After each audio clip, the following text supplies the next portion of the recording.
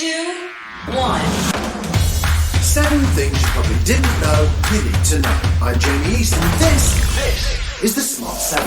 Well, good morning, everybody. It's Thursday, the 18th of November, and it's Mickey Mouse Day. And a big happy birthday to Kim Wilde, Peter Schmeichel, Owen Wilson, and Ant McPartlin. The Tory Sleaze Row continued on Wednesday as Boris Johnson attempted to draw a line under the matter, winning the backing of Tory MPs for a new amendment that said MPs who prioritise other paid work over serving their constituents should be appropriately punished. At Prime Minister's Question Time, Boris finally conceded that he'd made mistakes during the Owen Paterson affair. As I've said before, it certainly was a mistake, and we do need a cross-party approach on an appeals process. Labour leader Sir Keir Starmer was less than happy with that as an explanation. That's not an apology. Everybody else has apologised for him, but he won't apologise for himself. A coward, not a leader. Things escalated from there into a shouting match, so much so that Speaker of the House Sir Lindsay Hoyle had to intervene and give Boris a talking to. Prime Minister, sit down. Prime Minister, I'm not going to be challenged. You may be the Prime Minister of this country, but in this House, I'm in charge. And we're going to carry on. It was a busy Boris day. He also appeared in front of MPs on the liaison committee to answer questions on a range of subjects, including violence against women and girls.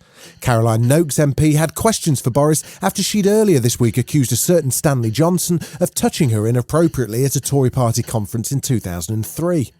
Her question for Johnson Jr. was, should there be early intervention for those who harass women before they escalate to become sex offenders? Rather than expand the sphere of activity that we criminalise, we need to prosecute people more effectively and more successfully for the things that are already criminal. And there is abundance of statute that is not now being properly enforced, and that's what we're putting our investment into. Asked about making public sexual harassment a specific crime to aid police and prosecution services in making arrests and charges, Boris again suggested that there are already sufficient procedures in place. I think that all women should have the confidence to come forward, and there are proper procedures for those claims and those complaints to be investigated.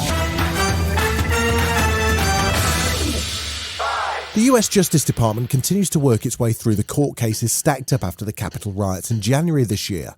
Wednesday saw Jacob Chansley, the so-called QAnon shaman who stormed the US Senate chamber in a fur outfit with a painted face, sentenced to 41 months in prison and a further 36 months of supervised release. His lawyer, Albert Watkins, says his client acknowledges his guilt. Mr. Chansley owned his responsibility. He sought to be accountable. And he is respectful of this court and everyone involved in this case. He is absolutely embracing being held accountable. However, when asked about the former President Donald Trump, his tone changed slightly and he had some fairly frank advice. I tell him, you know what? You got a few things to do, including clearing this mess up and taking care of a lot of the jackasses that you up because of January 6th. Counter-terrorism police continue to investigate the Remembrance Sunday bombing in Liverpool, revealing that the bomber appears to have been planning the attack since at least April.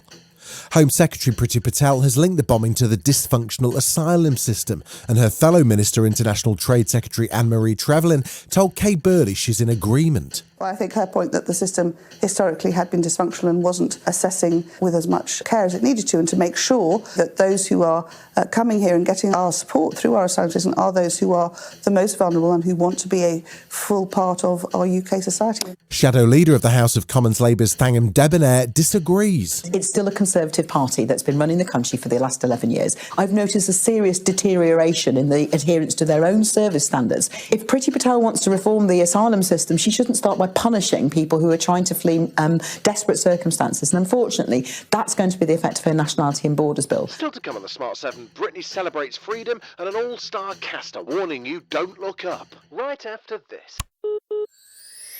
You're listening to the Smart 7. If you're enjoying it, you might also like the Smart 7 Island Edition. Just search and follow us on your favourite podcast platform.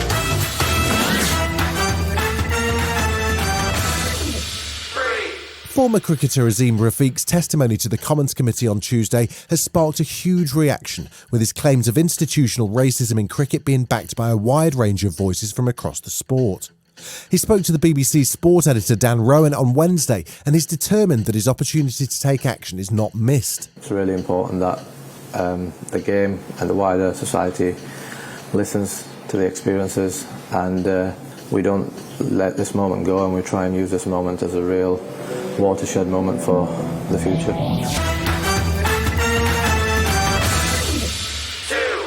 It only took 13 years, a fan campaign, multiple documentaries and the presence of Jedward, but Britney Spears is now finally free. She appeared on her socials to speak to fans and to hint at an Oprah appearance in the future, although Oprah might not be too thrilled that Britney's already answered some of the big questions herself. She's got quite a big list of things she's looking forward to now that she's free. I'm just grateful, honestly, for each day and being able to have the keys to my car and being able to be independent and feel like a woman, and owning an ATM card, seeing cash for the first time, being able to buy candles. It's the little things for us women, but it makes a huge difference, and I'm grateful for that. You know, it's nice.